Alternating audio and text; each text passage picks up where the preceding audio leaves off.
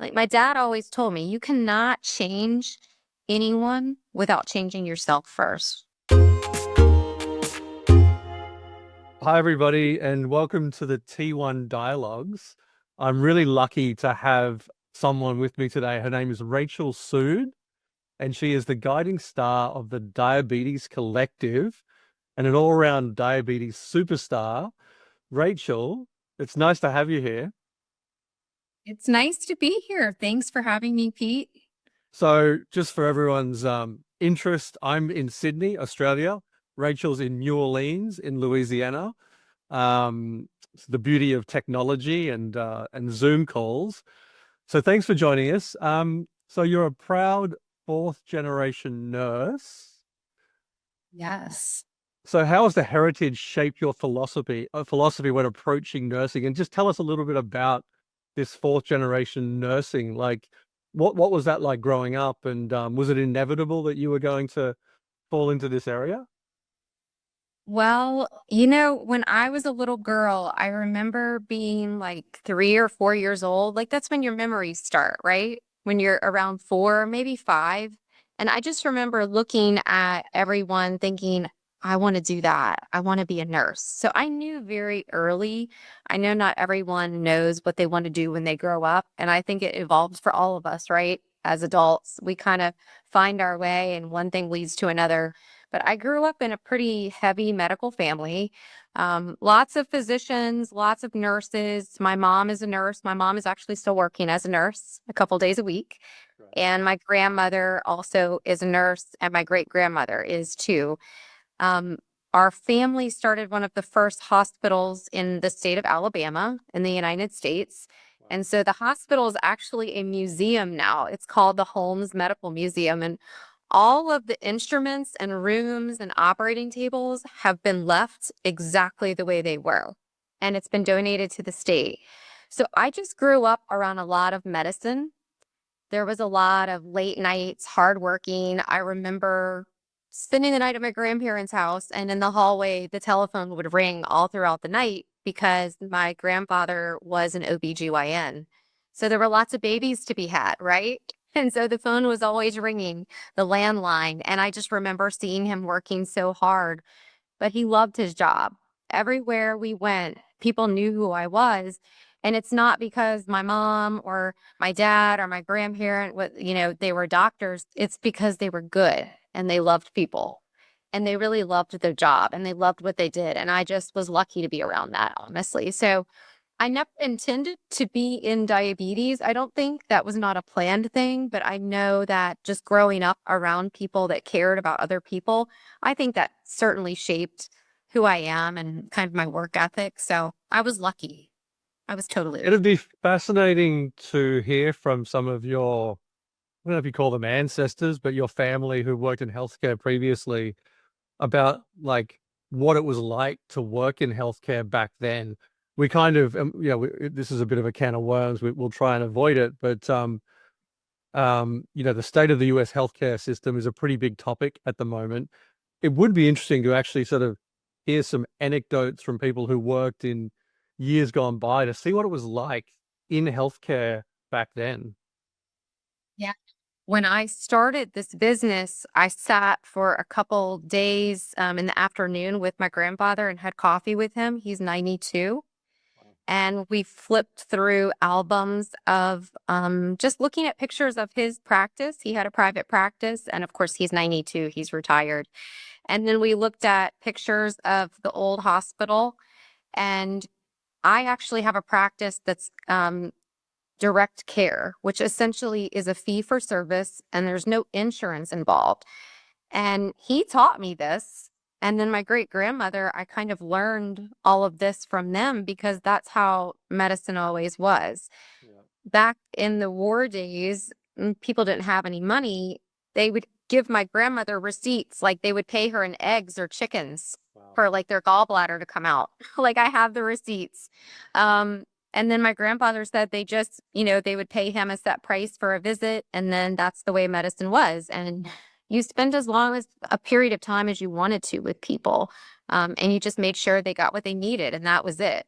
He's actually told me, he's like, I don't know that I'd want to be in medicine the way that it is right now because I wouldn't have time to be with people. He did tell me that. Yeah, right. So there was no insurance back then, and there was also no Medicare type. There was no government funding for healthcare back then either. So it was purely you had to have money in order to get healthcare. Right. Or you had to see somebody like my grandpa Yeah. to just be nice and kind and do things out of the kindness of their heart. But and medicine has definitely changed. It's become a business for sure. Yeah, it's harder to do that these days. I mean, the demands on healthcare professionals are huge, right? Like, there's not enough doctors and nurses really in the US to take care of the population, and that does cause a lot of stress. So, tell us a little bit about the Diabetes Collective. Tell us about what inspired it. It's a pretty impressive setup that you've got, from what I can tell from over here. It looks very, what's the word? It looks very shiny. It doesn't look like other clinics or other. It looks like a very modern diabetes service. So this all just kind of evolved in my mind. I grew up without a lot of neighbors around. I was a only child for a long time, so I kind of got creative. We didn't have TVs in my house growing up. I grew up on a lot of property and not a lot of neighbors, so I didn't really have a lot of friends. And I think that made me be a little more creative, I guess, because I had no other choice, right? Yeah. And I grew up in theater and singing and dancing, and I just like colors. And if I could just sing and dance for money for my whole life, that's probably what I would do. I used to be in theater and I love it. And I love having fun. I love being around people. And throughout the years as a nurse practitioner in managed care and hospital systems, I feel like the fun and the love and the communication and the relationships somehow has gotten lost. Yeah. And I think that's the steadfast thing about taking care of patients is that you want to have a relationship with someone. You want to establish that trust and have a friendship. And there's no reason to be boring and make things intimidating, Yeah. especially when someone's so vulnerable and feeling bad. You know, people don't show up to you when they're feeling their best. They're usually there because they're sad or something's wrong. And when you make things so cold and so non-personable, it makes it even harder, I feel like. So I got inspired to create this clinic after a few years just in managed care. And I was seeing more and more and more patients per day. And I was spending less and less time with people. And eventually I'm like, why am I doing this? I want this to be fun. And if I'm going to do this for the rest of my life, like I kind of want to do it my way. Mm. So the Diabetes Collective was born. I actually mirrored it off of a hair salon. It's Right. called the Blonde Collective. Oh, good. And when I would go get my hair done, and my hair is brown, you know, I'm a brunette, everyone, just for the record. But the hair salon, when you walk in, it like smells good and it's like zebra print and kind of like really cool music and like a nice couch. And it just feels like a cool hotel lobby or something. And you feel like happy when you walk in. And I'm like, why can't I make diabetes like this? And then I'm like, I can. This is America. You can do whatever you want, right? Yeah. So I did. And it's really fun. People like it. Patients seem to really like to just hang out. I don't have like a standard setup. I don't have like a table that I make somebody sit on. I definitely have a stethoscope and, you know, take vital signs and take their weight and chart. But it's more of like hanging out with someone at a coffee shop. And just like kind of you and I are sitting here talking, and it's more casual. And I feel like people like that and open up more and feel more comfortable. So we'll see how it goes. So far, so good. It's a great brand. And I think traditionally in healthcare, I think there's been a bit of cloak and dagger, right? Like, you don't really know who you're, particularly, I suppose, with consultants or specialists or doctors. They've tended to want to be a little bit mysterious. And so, and we have put doctors on a pedestal, traditionally. And I don't think it's intentional. It's just kind of the way it's worked. But I think it's great to see you being transparent and you having a personality and you putting yourself out there, because I think that helps people to trust and to feel comfortable when they come and see you, which like is half the battle, right? Like you want to sit down with someone who you can relate to, who you just kind of feel like you know who they are a little bit. And that's such a great part about the Diabetes Collective. So well done. Thank you. Thank you. The humanness is definitely lacking in a lot of areas, but that's part of, I think, any business or any brand. It's about relationships, and it's about developing those relationships. And through doing that, it doesn't matter what you have, whether you sell cars, whether you do nails, whatever it is, you babysit kids, you've got to be able to have people that relate to you and trust you, or you will not be successful. You cannot help people without that. So that's definitely at the core of this. And I do believe in it. So thank you. So tell us a little bit about the experiences that you have or that you've been having when it comes to treating patients. I'm particularly interested in the behavior change side of diabetes. For me, I think that that's like one of those nuts that hasn't quite been cracked yet. Because for me, the way I see diabetes and the biggest challenge is ultimately, that we're out there every day and we're making however many decisions per day about everything that we do, eating, exercising, insulin dosing, etc. All of these things which ultimately go on to contribute to how our HbA1c or our time in range is performing. So for me, behavior is key, right? And it's not just people with diabetes that have this challenge. I mean, it's common, right? Everyone, well, maybe not everyone, but a lot of people, maybe most people, are in some way trying to change their behavior, improve their behavior, do something better, do something different to improve their health, right? And people with diabetes, this idea of behavior change is just a little bit more important because it impacts the outcomes a little bit more. It might mean we live a little bit longer or we have a healthier lifestyle as we get older, right? These sort of behavioral aspects to living. So I'm curious, and I do think that your approach is something that is going to help or support people and enable behavior change and improvement.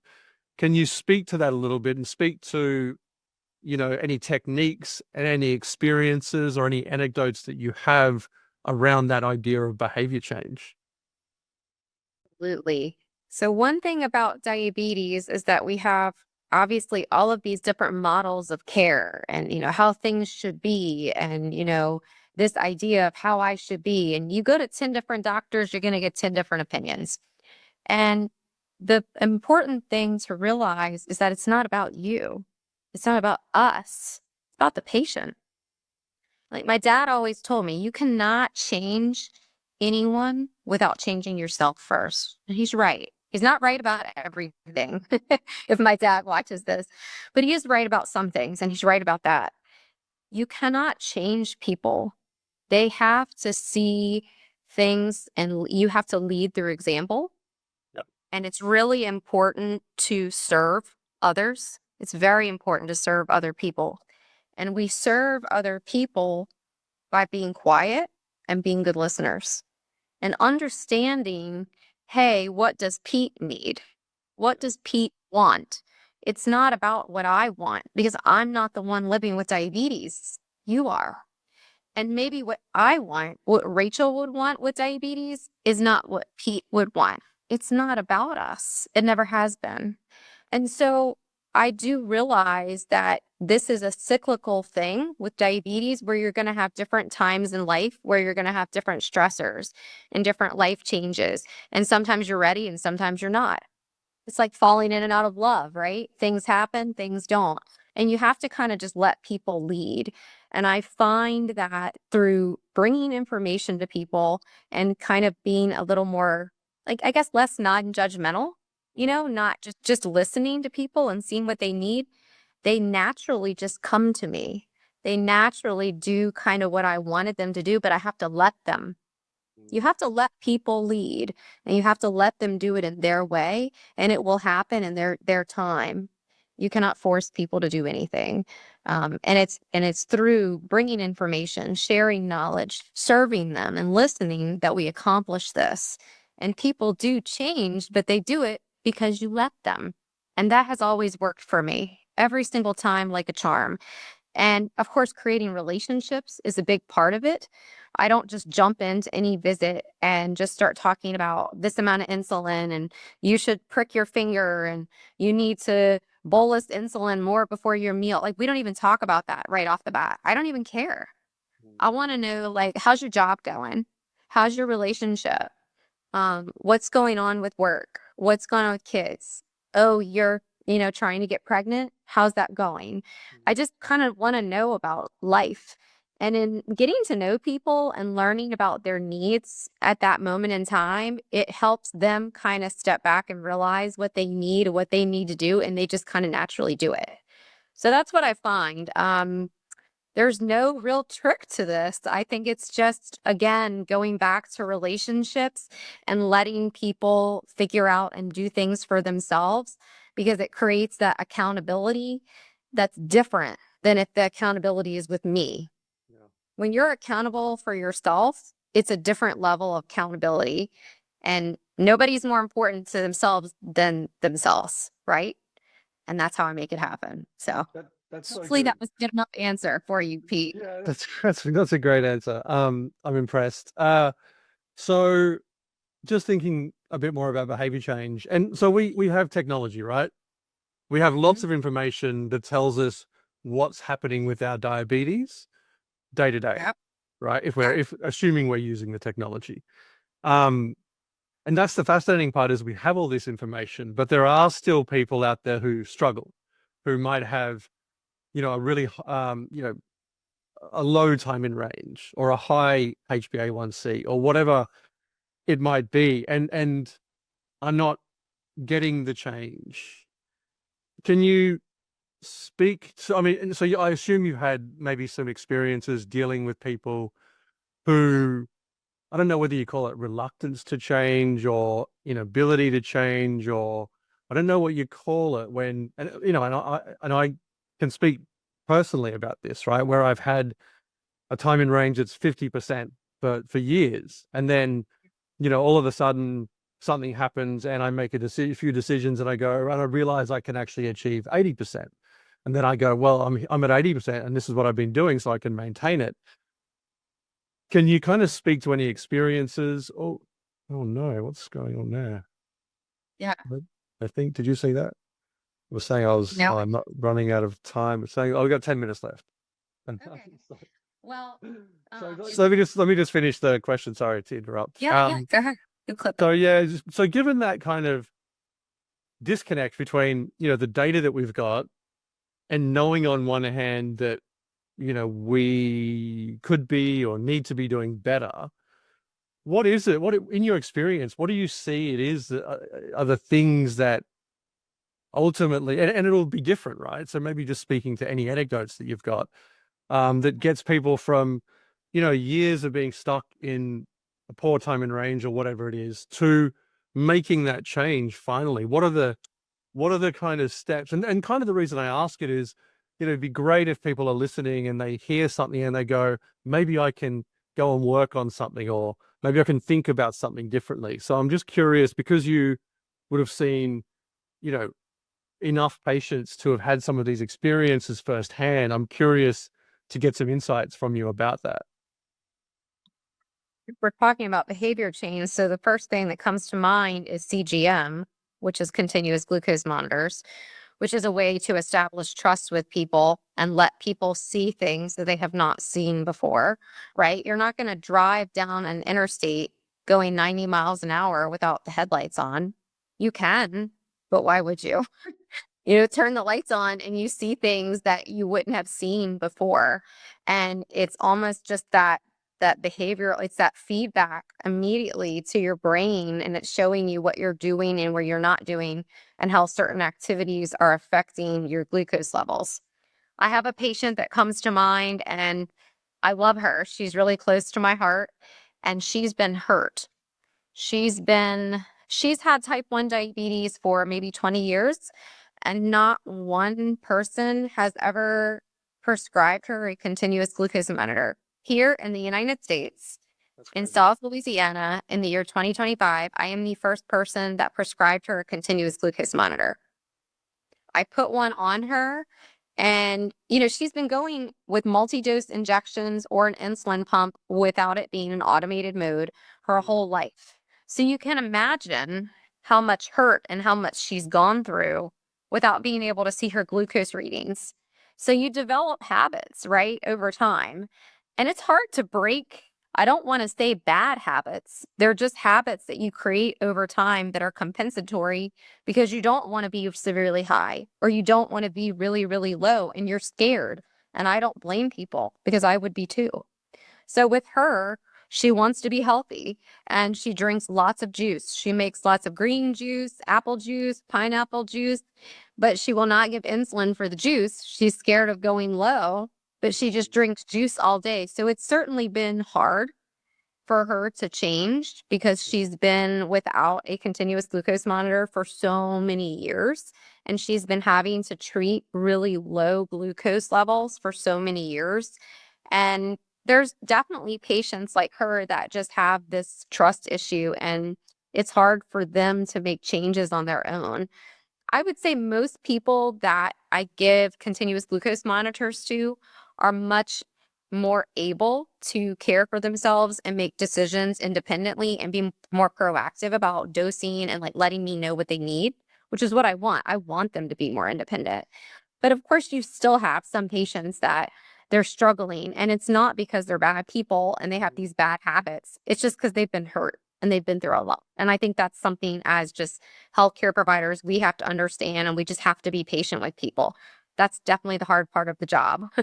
But behavior change, we certainly see, I would say, for the most part, with continuous glucose monitors. I'm going to give you 95% of the time. I'll say it works. The other 5%, it's hard, but it's just people have been hurt and you've got to be patient, you know? And so you touched on that patient with the juices and her it sounded like a fear of hypos, and so she was tending to want to err on the side of being hyper. And that actually is a common choice, right? I'm just keeping an eye on the time. But that's a Sure. common choice for people with type 1 diabetes, right? It's like almost, you kind of almost have to choose one, don't you? Because there's no real perfection, right? We never just sit on a straight line. We're really going one of two ways. We're either going up or down. It just depends on how fast, right? We're going up or down. So given that, we almost have to make a choice, how do you help patients to work through that mental aspect? And correct me if I'm wrong, by the way. Correct me if Yeah. I'm wrong in that assumption.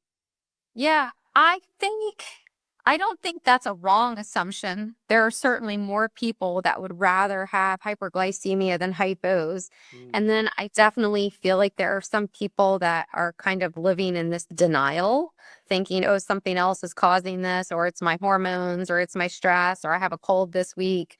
It kind of just making different little generalizations for why they're high or why they're low. Some people just want to kind of put it to the side and pretend that it's not there. And there is a huge psychological and emotional aspect of diabetes, something that I certainly never intended. I feel like sometimes I need to go back to psychology school, Yeah. you know, Yeah. because there's a huge mental portion to this.